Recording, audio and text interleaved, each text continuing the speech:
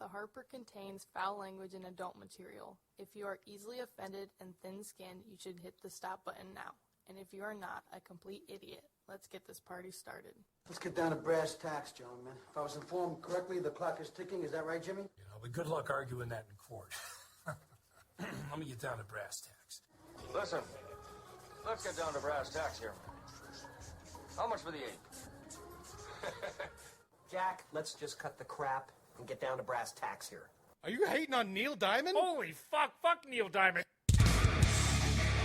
Our dream of deathmatch is going to come to fruition, and my golden ticket is going to pay off. Those guys are man bitches that fake injuries left and right. The shake weight. Fucking think like you jerking off.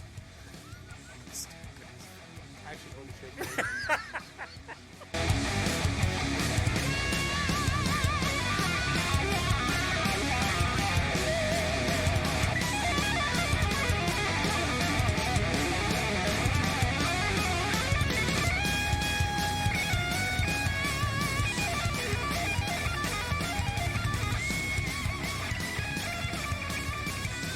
Welcome to the Harper, ladies and gentlemen. That's right, This is Jake, as with me always my sidekick, Adam.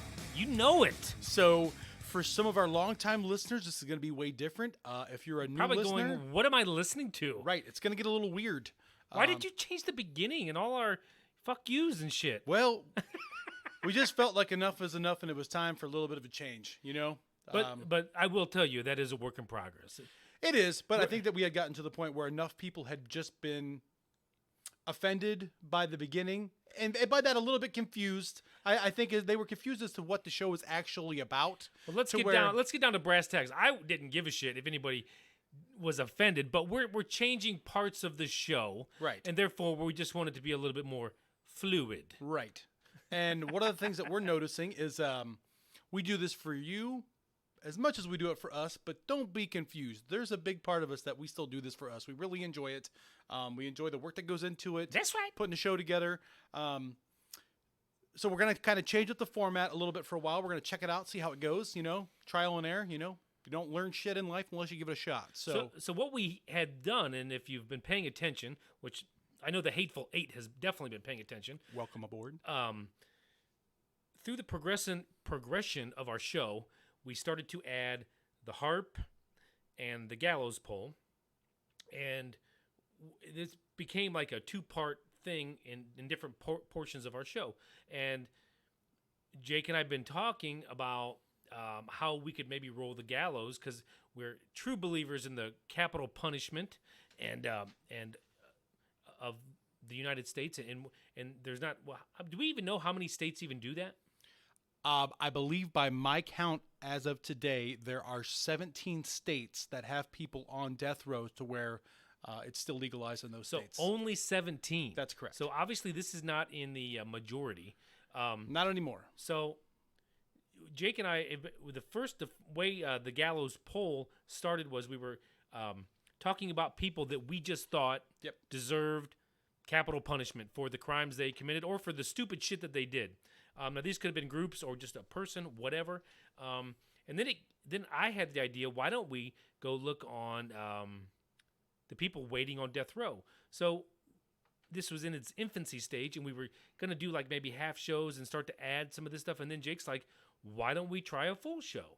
Yep. Why don't we elaborate more on either a past case, a current case, these guys on death row, and I think this is going to be good. I think you're going to like it. For sure.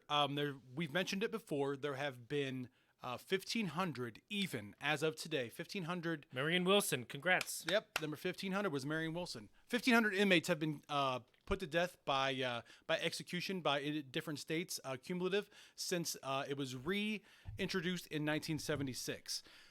So kind of our approach here, we want to look at cases that have gone the whole way through the system to where people have actually been executed for the crimes that they have been convicted of. We will look at those, and we are both pro the death penalty. That being said, eye for an eye.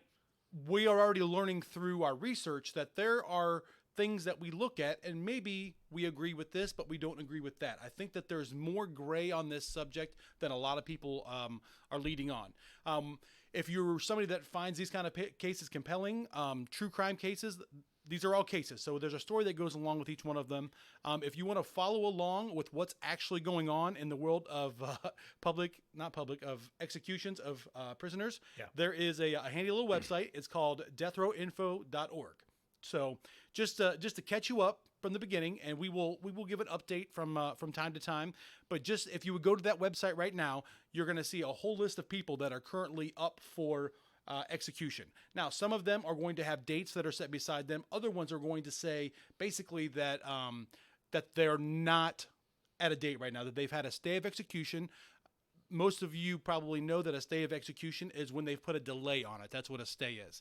A reschedule just means that it's been rescheduled for another reason. And clemency would be that they have converted the death sentence into a life without parole. So just so that you know the information you're looking at there. So I want to run down through. I doubt that a lot of people know that. Yeah. Well, it's handy information to have because it helps you follow along a little bit. We have discussed, and we'll get to that here in just a minute. August 15th is a doubleheader. We got a Texas and a Tennessee coming up. Back-to-back Jacks. Right. They're both interesting cases that as we get closer to that execution date, we'll give you more information as far as what exactly happened in those cases. The one we've talked about a little bit, the one we've talked about a little bit more, but as we get closer, we'll give them their due and get a little more info in there. So real quick, if you get on the website right now, the first person you're going to find on there is Tiffany Moss. Okay. She had a June 7th date. That was just because of a weird set of rules that they actually have in Georgia, that once you are convicted and sentenced to death, they have to set a date for you. She was just convicted. It's a warrant. It's a death warrant. Yeah, but she was just convicted, though, earlier this year. By the way, badass band name, Death Warrant. That is a pretty good band name. Yeah. Is there a band called If there's Death Warrant? not, I mean, come on. Right. Look up this guy. We're going to make sure that we have this out there Yeah, in case we ever find it. You can buy that one from me. So the 4-second quick and dirty, over a 3-year period, she starved and abused a child to the point of death and then burnt the child's body. What, to hide it? Yeah, she's a horrific, fucking terrible human being. So she's out. So she's not going to be on the docket for a long time. She's just getting started with her appeals process. The second name you're going to see on that list is going to be Kareem Jackson. Kareem Jackson is in Ohio. They've actually rescheduled him for the 16th of January of 2020. This is because Governor DeWine of Ohio actually is working with the State Department of Corrections to make sure that their elixir that they're going to use for the lethal injection is working properly due to concerns over drugs. I am extremely against that. I say give them what they get. Yes. Next up after that was going to be William Rivera. This is kind of bizarre. He was actually supposed to be our coming up here at the end of the month guy, and by that I mean like tomorrow. And he got a stay for an unknown reason. He murdered a man named Tehan in 1995 during a robbery carjacking. We'll get into more of him later. We've mentioned Ruben Gutierrez on the regular Harper show. He's been moved to October 30th. He's the guy that killed the elderly woman for a bunch of cash that she had stored away in her house. Scumbags. Oh, and that's another thing, just to interject. Yeah. Some of these stories that Jake and I are going to read, we may not agree with the judicial system on some of them. We might. Yeah. More than likely, we will. Yes. But there will be a few that he and I may not even agree on, which I know that's a shocker. But you know, it's like Neil Diamond, right? No, that's true. But this is the part where we are going to, as the show evolves and as we get a good cadence going with you here, we're going to want what you think back on this. And if you're just pro death penalty for everybody or pro no death penalty for anybody, that's not really quite the objective viewpoint we're looking for. We're looking for you to look at it on a case-by-case basis. So this is basically if you are open to the death penalty, if you think it should be warranted. We kind of want a little bit of vote in yes or no. Jake and I are very I think we're both pretty much black and white. There are some gray areas for us, but I think we're both very stubborn and we both have ideals that we believe in. Yes. And I think that alone kind of, fortunately, we're on the same page. We are. For the most part.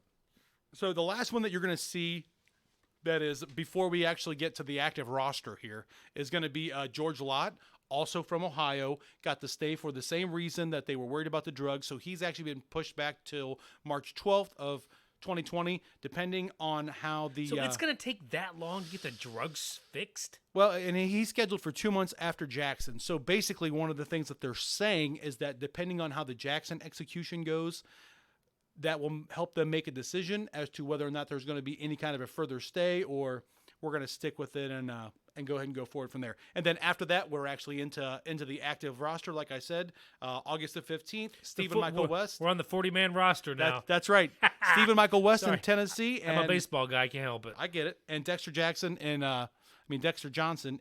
Texas. So that is to bring you up to current. If you would get on there and do any research of like, hey, that's not who's supposed to die next. They haven't updated the site in a while. They need to get some of these people moved back down into their proper places. Great place for information as you go. And before we get any further, definitely go to the harperguys.com. I don't know if you can. I think you can subscribe and follow there. You can definitely follow. Yes. Go to our YouTube and follow us there. You can get there from the harperguys.com. We have a bunch of links there. Yep. Go to iTunes and give us a review. That's mandatory. And that's about it. We have a lot of links for all your podcasting needs. Yep. So you can find it anywhere. Send it to a friend. Have them subscribe. That'd be great. Let's get some reviews out there on the iTunes. The more reviews that we get on iTunes, that's actually what's going to push us up on iTunes to get us a little bit more visibility. So if you are a listener of our show, if you were going to do just one of the things that we're asking, that's the one that we're asking as forcefully and politely at the same time as possible. Go to iTunes, give us a review. Let us know what you think, especially on this episode. We really want to get some feedback just to see if you guys think that this works. So without further ado, I think we're ready to get into the story. Bum, bum, bum. Okay. So let me just start here. Yeah. So this story is about the victim, Randy Duke. Yep. He was 39 at the time of the murder or of the crime. And do you want to lay out a little foundation about what was going on? Yeah. So kind of the plan that I had was from the beginning, there are going to be several names that we will have in the story that you'll need to keep straight. The victims in this story are going to be Randy Duke, age 39, Deidre Mims Hunt at age 29, Chalisa Marie Hunt, 7, and Chelsea Nicole Hunt, 6. As we get into the story, just to help you follow a little bit along further, there are going to be 4 different people that are actually involved in the crime. They are going to be Mark Anthony Duke, who will be the son of Randy Duke, Michael Brandon Samra, which we're just going to call him Brandon for the sake of the show because there is another Michael, that is Michael Ellison, age 16, and then David Cullums, who was 17 at the time. So we've got 1 over 18. Yes, 1 over 18. So on March 22nd, 1997, Dale Ellison, who was actually Michael Ellison's dad, he had a contracting company to where he did everything from roofing, decks, painting, anything that you needed done at your home, additions built on, all of that kind of stuff. Whose dad was it? This was Michael Ellison's dad. Okay, got it. Okay, so had a nice little business. So in the summertime, it was very common for him. He would hire his son and some of his son's friends to actually come in and help out getting some of the stuff done. I mean, they were doing bitch work. It was all grunt work, when it comes to sanding stuff, carrying when stuff. you're that age, you don't really care. Right. You're making that money. Yeah. That's all that really matters. So it's a Saturday the 22nd of March. They're out on a job, just working away. And Mark Anthony Duke makes a comment to the effect that he'd like to kill his dad. Not good. No, not good. But when you look at it at the age of being a teenager, I think that most people know somebody, if not themselves, that have had that thought like, man, I wish my parents were dead. Yeah, thought is one thing. No, I'm just saying, but even amongst your friends, like when you're talking shit, like there's been times I'm sure that everybody's been like, man, I'd like to kill my fucking dad. Did I tell you what he did yesterday? You know what I mean? Yeah. To where context-wise, No, I get what you're saying, and I get where it's coming. It might have been more normal for this guy, maybe. but I don't know. I can't remember every single. I might have said I fucking hate that motherfucker, but I don't remember. To actually wish him dead. Yeah. I'm just saying, like, there are people. It's Oh, different people. levels. It's different levels for different people, though. Some people can say something like that, and that's no different than to them than you saying that you hate your dad. No, I get it. Right? Right. No different than me saying I hate him or Jesus Christ, that motherfucker. Yeah. Whatever. But yeah, so So, but he says it. His friends have heard him make these fucking comments before, to where they're like, so it is more normal. yeah, to where they're like, well, blah blah. Well, not long after this is said, it's actually Mike Ellison who's like, look, everybody shut him, get back to work. He actually had plans that afternoon. His truck had been overheating, and he was looking forward to getting done with their workday, and then they were going to head to an auction to where he could sell his truck, get whatever he can get for it, and then put it down as a down payment on his first vehicle that actually would have a loan. He was actually pretty excited his dad was going to co-sign for him, and that's a big moment for anybody. Sure. The first time that you're going to get a loan of something in your name. I remember mine. Yeah. First vehicle like that. I know, me too. And I was scared to death, once I had that payment book and I had to get it sent in. Oh, you yeah. know. So that's his motivation for the day. So everybody just shuts up, goes back around about their work.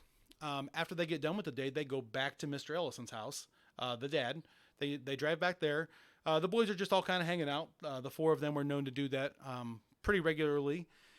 Come to find out that he didn't realize that his truck was actually in his grandmother's name. And his grandmother had been very sick to where there was no way she was going to be able to go to the auction to be able to sign the title over, right? So she's like, no, this isn't going to work out today. We'll have to go next week. So the boys were kind of like, hey, perfect. We want to go see Scream tonight anyway. Scream had just come out. So that gives you a little bit of a timeline of 1997 exactly. They kind where of they're got a at. little opening in their evening. Yeah, they worked all day. It's time to go out and spend some of that cheddar, doing what kids do. Going back to those jobs too. I can remember having a construction job for a short time. Sure. A 17 or 18-year-old. And it's great because if it's the same type of work, you get out of work at like 4 o'clock. Yeah. And you're good to go. Yeah. So the boys decided what they were going to do. The dad, he didn't want to leave the car with the boys for the night. He Which basically, dad? Mr. Ellison, Okay. the gentleman that owned the business that they were working for. He basically said, look, I need my car for the night. The only other vehicle that we have is your truck that's overheating. So the plan was then they decided they were going to go to Mark's dad's house, and Mark was going to get his dad's truck for the evening. So the four boys. Mark Duke. Yes, Mark Duke. He should be the only Mark in the story. Okay. Okay. So Mark is the son of Randy Duke. So they decided that the four of them are going to go back to the house and they're going to go get the truck. Okay. So about 7 o'clock, they head off to go that direction. The plan is to get the truck, come back, drop the other car off, and off they go. So they're heading across town at this point. Well, across town, you have Randy's household. Okay. So just to kind of set the scene for you a little bit as far as what's going on there. Randy Duke was 39. He had just within the 2 months prior, he actually had gotten engaged to Deidre just before Valentine's Day. So they had only been engaged for a very short time. Right. And Deidre has 2 daughters. Yes, Deidre has 2 daughters. To where Randy had been around them a lot in the previous year and a half that they'd been together. It wasn't weird for the 4 of them to be together on a weekend at all. Mark was feeling a little pushed out at this point in his life. His mom and dad had been separated, but he still lived with his dad, had his room at his dad's house. So they're at home. Actually, on Friday night, the youngest daughter, Chelsea, was in a beauty pageant at her little elementary school. She took second runner up, which is basically third place. And she was elated about the whole entire situation. She couldn't wait to get to the next one. She told her mom afterwards that she really wanted to start getting into pageants, So for something for a girl that age, help build her confidence, those kind of things. Sure, right on. And but then her sister, her sister Chalisa was. So wait. Let me make sure that we have the dates right. Chelsea was the one that was in the pageant. So Okay. Chelsea's in the pageant. I know the names are really, really close to each other. So That's strange. it is to have them that close. Chelsea and Chelsea? Yeah. So Chelsea. So just remember Chelsea because she's the one you're going to see in the pageant, right? So we got Chelsea in the pageant. Chalisa, her sister, Chalisa, okay. right? She's more of the tomboyish type, outspoken, good-hearted kid. But just not her scene to do those kind of things. To where after the show was over, she's sitting there and she was actually playing a game of Trouble. I don't know if you ever remember the game Trouble, where you push the little bubble and the dice roll. She played a game of Trouble with her dad while her mom got everybody ready and stuff to head on down the road. To where just a great situation to where the kids had parents that loved them. I So mean, these parents were split. they're split, but Okay. co-parenting extremely well together. Well, good for them. Yeah. So It's hard to do. right. So after a long day of work, a long day with the pageant, everything afterwards, Deidre packs up the girls. They head across town about 25 minutes away to get over to Randy's house. By this time, it's going on 10 o'clock at night. You know, they get a small bite to eat. Everybody goes to bed, right? So early that morning, that's when Mark left for work, right? Because he's going to work with the Ellisons. So Randy gets up at about 8:30, 9 o'clock, starts cooking breakfast, you know, letting the girls sleep in because they had their long day before. They eat breakfast, just kind of a lounge around the house. Randy was out in the garage off and on, getting some things done. Deidre, they had mentioned that she had done a little bit of cleaning in the home, you know, even though it wasn't her house. And the girls had just kind of napped and played. And A pretty normal Saturday Yeah. for most normal households. yeah, I mean, it really was. Dad's gonna be poking around the garage, doing stuff here and there, Right. And you know, Mom's cleaning / talking on the phone, you know, doing what moms do when they have some downtime. and what we got a 6-year-old and a 7-year-old just doing what kids do. Exactly. So that's just kind of what's going on there. So as it turns into early evening, Randy's actually out in the garage, and it's about 7:10 when the boys come rolling up to the house. When they get to the house, Mike Ellison, who's driving, he stays there in the driver's seat. Is he in the overheating truck? No, they had borrowed his dad's car at this point. You know, to overheating truck is staying at the house. Right. They had borrowed his dad's car. He's driving. He's got David in the front seat beside him. From what everybody can tell, it really seems like David and Michael are very close, and Brandon and Mark are very close. So David and Michael stay in the car. Brandon and Mark go into the house. Mark goes in. He's looking for his dad. He asks Deidre where his dad's at. Deidre tells him that his dad's outside in the garage. Brandon, you know that moment like where you don't want to be there, like when your friend's asking his parents something, you know, like, can I go do this with Jimmy? You know, to where Brandon just stays in the kitchen with Deidre. And he would remark later that it was kind of awkward just standing there because he had only met her like one time before, you know, to where he was just kind of waiting for his buddy. So Mark goes outside and says, "Hey, Dad, can I use a truck?" You know? Simple. Yeah. And Mark had some issues up to this point. He had some anger issues, some violent outbursts. He wasn't doing real great in school, and he just kind of had a little bit of Don't give a fuck. yeah, but he also had a little bit of a reputation for not really taking care of other people's shit. A golden rule, man. Right. Treat it like it's somebody else's. Right. So Unless you don't give a shit. Right. So Dad said, "Look, I'm not giving you my truck to go run around with your buddies for the night. You know, I've told you, if you want a vehicle, get a job," which he has now, which Mark reminded him of at a very high volume, that he had a job and he's trying to get a vehicle, but he can't get a vehicle overnight. You know, he's like, well, still, no. You're gonna look back someday and you're gonna be glad that. So it's you either had some this. tough love or he's just had enough of his bullshit. Yes. So Or both. right. So Mark gets pissed off at his dad in the garage, storms back into the house. Him and Brandon go upstairs. They get changed and they come back down, and Mark decides, I'm going to take another approach. I am going to ask my dad a lot more politely.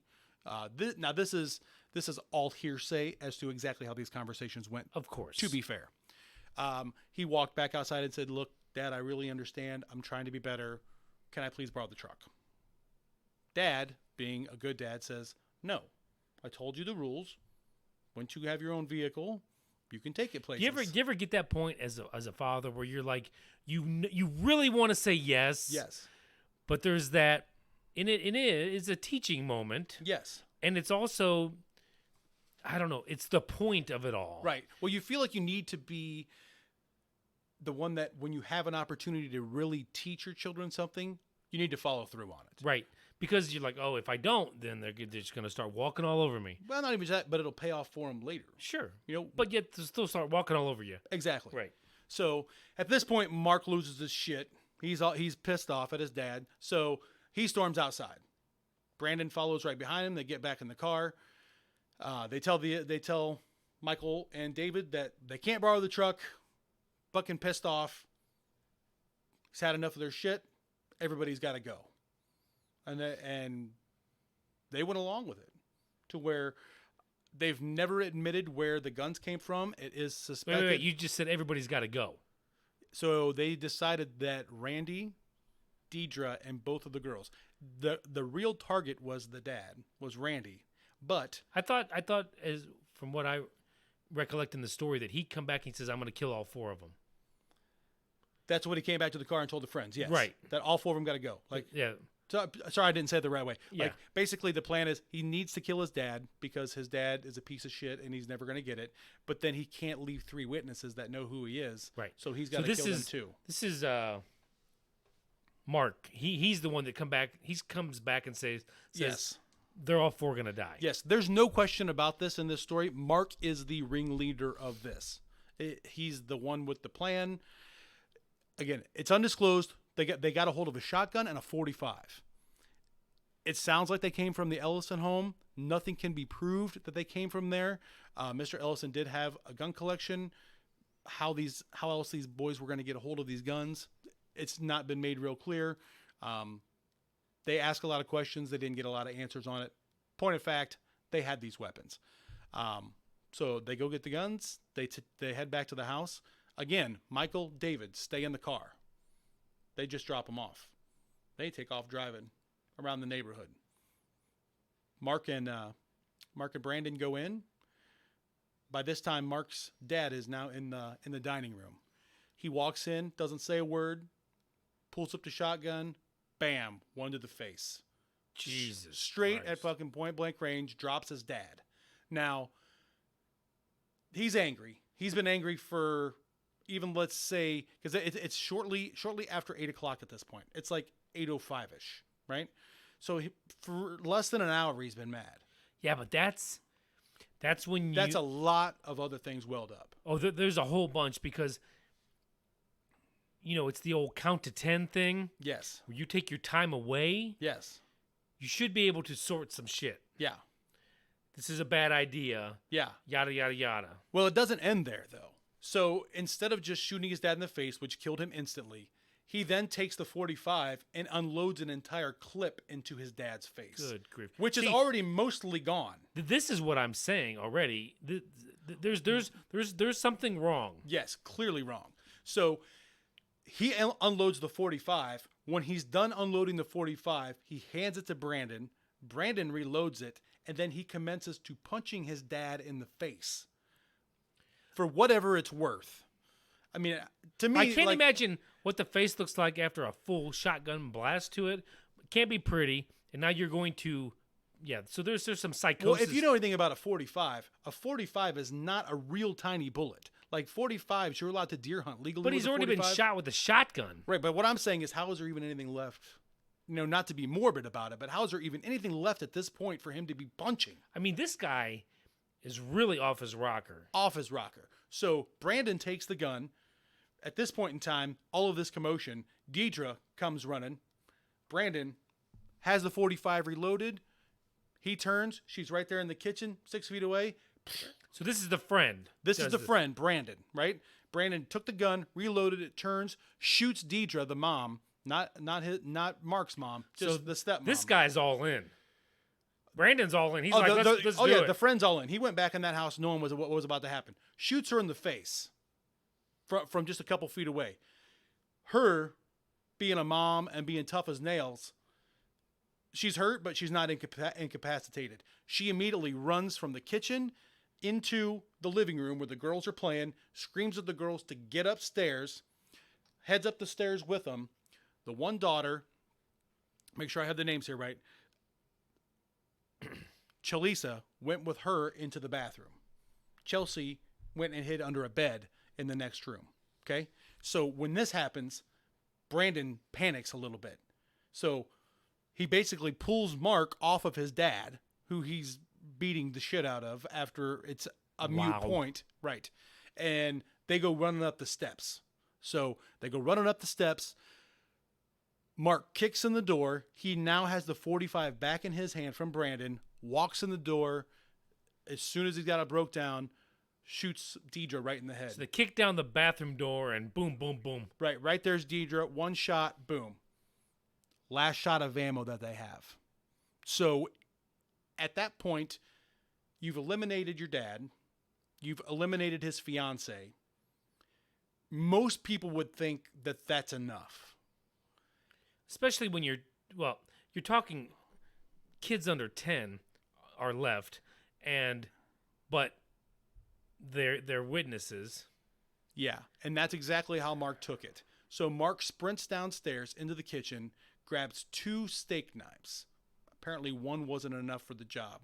Sprints upstairs, hands one to Brandon, keeps the other one in his hand.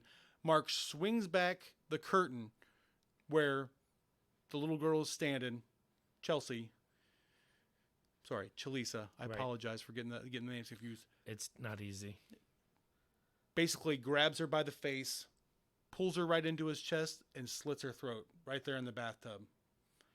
Drops her immediately. According to Brandon's testimony, literally slit, drop, and off looking for So she's Chalisa now. dying on her own blood, choking to death, Yes.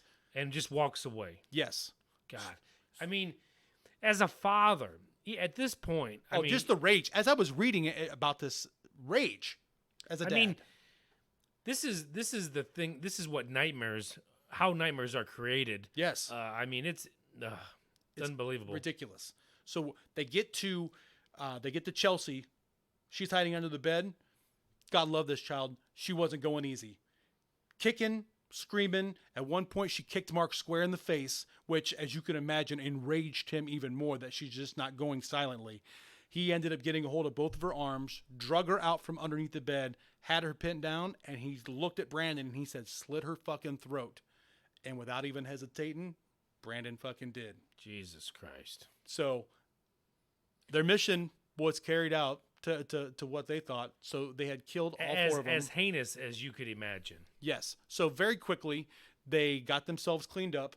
They took the knives and they ended up hiding them in a storm drain right out, not far from the house. And then they have a duffel bag with the clothes in it. They start walking. They get less than a block, and here come their buddies around the corner again. They pick them up. Get back in the truck, start driving. Immediately, what does Mark say? Oh, we're not. I guess we still don't get the truck. And he laughed. And Brandon told him to shut the fuck up. In that moment, I think for the first time, it was actually kind of like, holy shit, what just actually happened in that house? I mean, I get that you're enraged. I get that you want these people to pay or whatever is going on in your mind. Yeah. But there has to be, apparently there's not, but you and I would be like, oh shit, there's something happens after this. Yes. What is going to happen after? Right. Well, what happens immediately after is more fucked up than, or at least equally as fucked up as what just happened. Yeah, because they just went to the movies, right? Yeah, they literally sprint to the movies, drive as fast as they can without getting pulled over to make it to the movies in time. Trying to cover their tracks. Exactly. They're going to create an alibi to where they make it to the 8:30 show. So literally within 30 minutes, and it's estimated it was 12 to 15 minutes away. So in a 30-minute period of time, they killed 4 people, got cleaned up, got rid of the knives, and got their asses to a movie theater. Knives in time. and guns. Now, as if it wasn't sick enough to make sure that you got there on time to create your alibi by buying your tickets, they stayed for the whole movie. They didn't leave. They literally sat there and watched the whole movie. After the movie's over, now I'm sitting here reading this thinking, and there's so many things that happen over the course of a movie in life. 2 hours is a long time. I'm sure that if you and I were engaged in something like this and the conscience starts to sink in, you'd be in the bathroom vomiting. Not even that. If me and you and 2 of our friends that we're very close with just murdered one of their entire family, I'm not hanging out at the fucking movies anymore. I'm gonna have to go to the bathroom, and I'm Audi 5000. Yeah, and I'm gonna make a call. Right. Like, hey, buddy number 2, do you have to pee too? And then I'm gonna call the cops, and I'm running out of there. I'm gonna be flat honest. I had a few pretty close friends in high school, but they get in the car and say they murdered their family. I'm not all right with that. No. So they stay for the entire movie. After the movie's over, there's a dumpster that's close. Sorry, I jumped the wrong way. After the movie, they actually go to a pool hall then to further establish the alibi of their timeline of events, to where what they think they have lined up in their head is they were at Mr. Ellison's house after work. After that, they make 2 trips back and forth to Randy's house, right? The second trip was just to get their stuff so that they could go. They go to the movies. They go to a pool hall. After they're at the pool hall, Scot-free. After they're at the pool hall, they actually stop at a dumpster that's within 2 blocks of the Ellison's house. So again, not great planning on where to dump the bloody clothes. And they hid the guns, which weren't ever recovered. Nobody ever actually gave them up to where it was. Now, that being said, all 3 boys all said that Mark was the one that hid them. You'll find out here in a minute, Mark wasn't giving up shit for nothing. So they go back. They stay at the Ellison's house overnight. Okay? Next morning. How much sleep you think those other 2, Ellison and David, got that I night? would have gotten none. If you Zero. If you know that your 2 friends just murdered 4 people, you gonna sleep well in a house with them? I'm not. It's crazy. So they go back over to the house, and this is that holy shit, we actually have a problem moment, right? So what they decide to do is they decide to ransack the entire house to make it look like a robbery. And then at that point, Is this all 4 or just Brandon and Mark? all 4. So at that point, now the one thing that they have maintained, and even the prosecution agreed with this, is that they knew about Randy, they knew about Deidre. Both of the daughters were upstairs. They didn't touch the upstairs of the house. So David and Mike both did not know that they had murdered those 2 girls. Now, I find that hard to believe. Though. especially if you read back through other testimony where he got in the car and said, it's time for all 4 of them to go. Yeah. So you just sent the other 2 home? You know what I mean? Funny, not funny, but you know what I'm saying? Like, that's No, ridiculous. none of this is funny. I'm laughing at just the idiotic The stupidity of it all. brain power that these guys think. Right. So the whole thing happened. They get the whole thing staged. The other 3 boys leave. So Brandon, David, Mike, all gone. Mark's there by himself. Mark makes the 911 call in to report that there had been a robbery and that his entire family, except for his mom, who doesn't live there, has been murdered. He's devastated. It's crazy. Cops show up. They start looking around.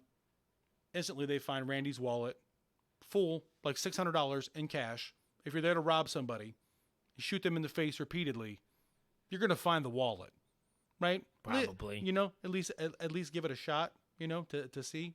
No, maybe.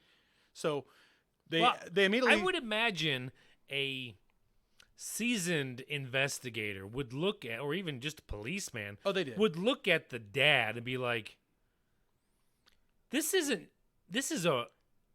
It's personal. There's somebody took out frustration on this man." Yes, agreed. And that's exactly what they did. So he gave his story that about him and his 3 friends. Well, immediately, as soon as he mentions that he was with 3 friends, they all 3 get picked up. Now, because of the way court documents work, there are certain things that are not released. Because of their ages of being 16 and 17 at the time, we do not know exactly what was said to investigators by Mike and David. But Brandon, the accomplice, the full accomplice, was 19. He's 19 at the time, yes. But within 24 hours of the 911 call being made, all 4 of them are arrested and charged with 4 counts of capital murder. Woo! Overnight. I don't think it was worth it. I don't think so either. So, a couple notes as we go down through that part real quick. What you end up having is the prosecution agrees that Mike and David had no actual hand in the murders. They didn't know about the girls, so they had aiding and abetting, messing with evidence, and I believe that there was one more thing. Have to check the notes real quick to make sure that we have everything properly lined up here. Obstruction of justice. Is that right? Yep. Yep. Obstruction of justice. Yep. They each got 16-year sentence for obstruction, aiding and abetting, and tampering with evidence. So 16 years for virtually knowing about it, not reporting it, and helping them try to cover it up. Yes. So actually, when it was all said and done, what ended up happening was David, who basically had no family, he ended up serving 10 years, and Mark ended up serving, I mean, not Mark, Mike ended up serving 8 years with their parole that they were actually What able was to the get first out of guy? it. David? David did 10. So exact same crime, but he didn't have the same money that the Ellisons had for representation. So Ellison still got 8 years. Yeah. Wow. Yep. It's a long time. Yeah. For basically knowing that it was going to happen, driving him to get the weapons, staging the scene that was going on, and being part of the alibi the whole way through. Virtually for just not going to the authorities immediately. Yeah. For just not distancing yourself. Like if he says I'm going to kill everybody, Well, no. Go ahead and hop out. I'm gonna go home. That was more normal. They've got to go. I'm going to kill them all. Okay, great. He still said shit like this. Yeah. Once you find out it happened, you get out of the situation. You go report it. He probably doesn't have any. He probably does no jail time. I'm still with him when they got the guns though. Like Oh yeah. that was Well, the point that he brought the guns. yeah. Yeah. I mean, they're still had one way or another. So True story. Right. Well, when he's grabbing the guns, you got to bail. yeah, I mean, just like that. So in 1998, Brandon goes on trial first. Actually, he is convicted and sentenced to death in the case. The very next year, 1999, we have Mark finally go on trial. He's the mastermind of the entire thing. It was his family. To be honest, when you look at it, he did do most of the work that went into it. He didn't speak on his own behalf. They didn't call a single character witness or anybody to really refute anything. It took the jury 35 minutes to find him guilty on all 4 counts, and he was sentenced to death. So he's sitting on death row in 2005. Even as a minor. As a minor. He was 16 years old at the time of the slayings.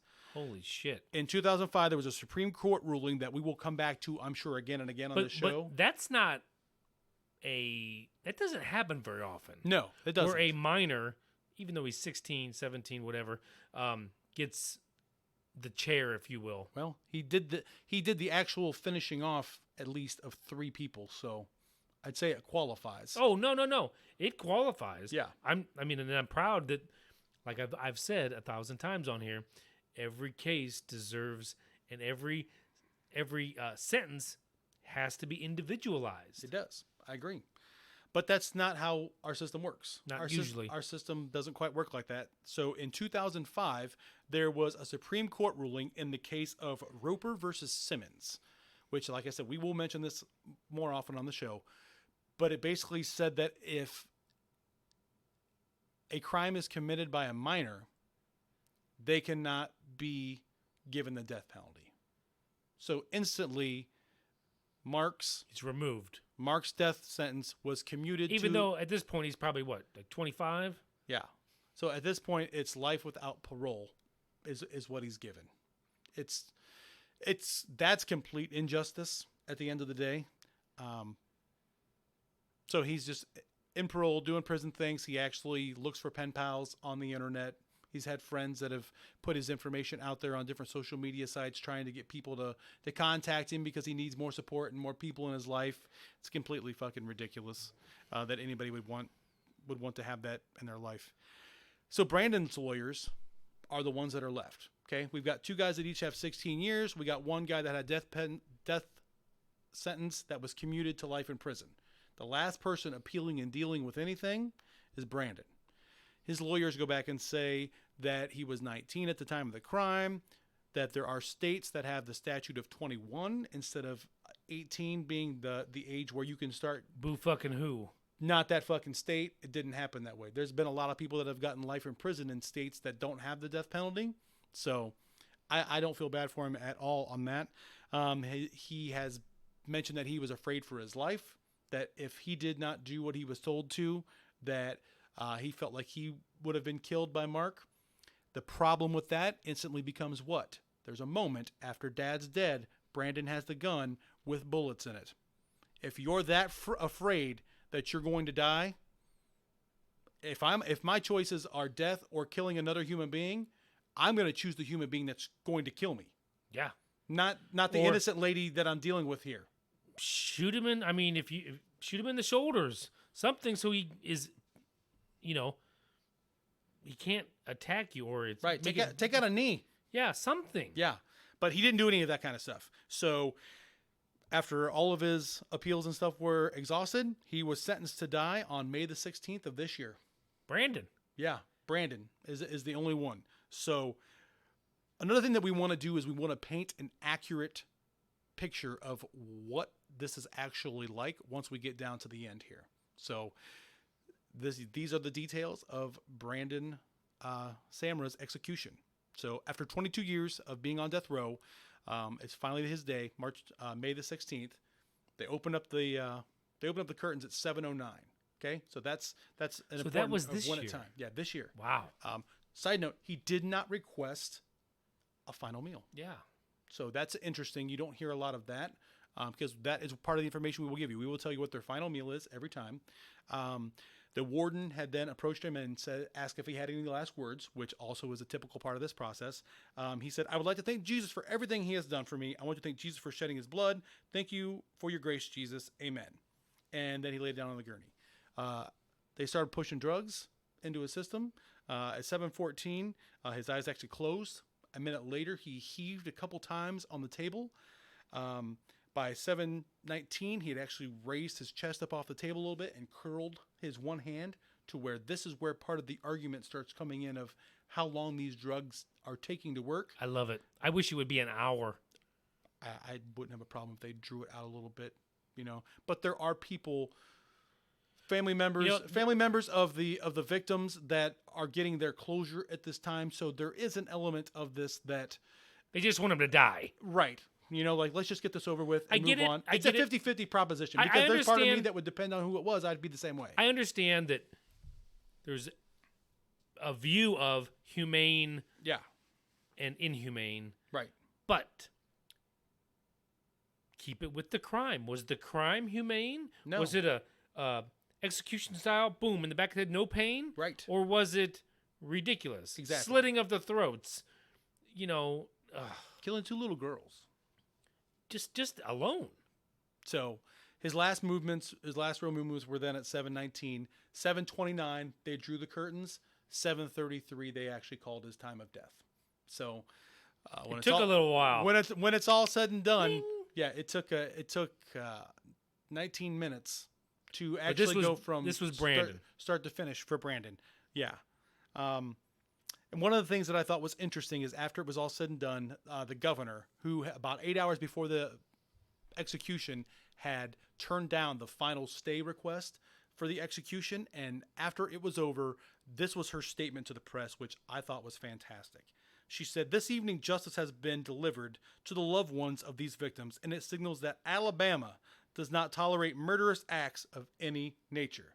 Amen. That's a nice little public service message of, hey, just so that you know, this shit's coming. So that's the story.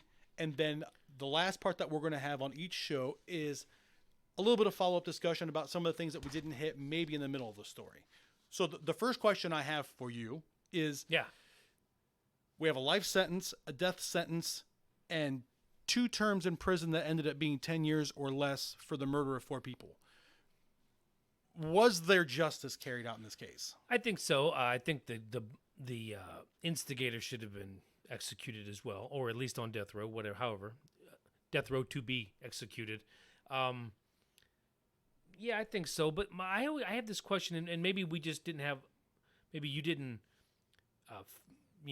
but I would think there would have been more of an investigation. Maybe they just, maybe it was too obvious that it was somebody that he knew. I don't know. Well, he told the police that he was with his 3 friends the night before.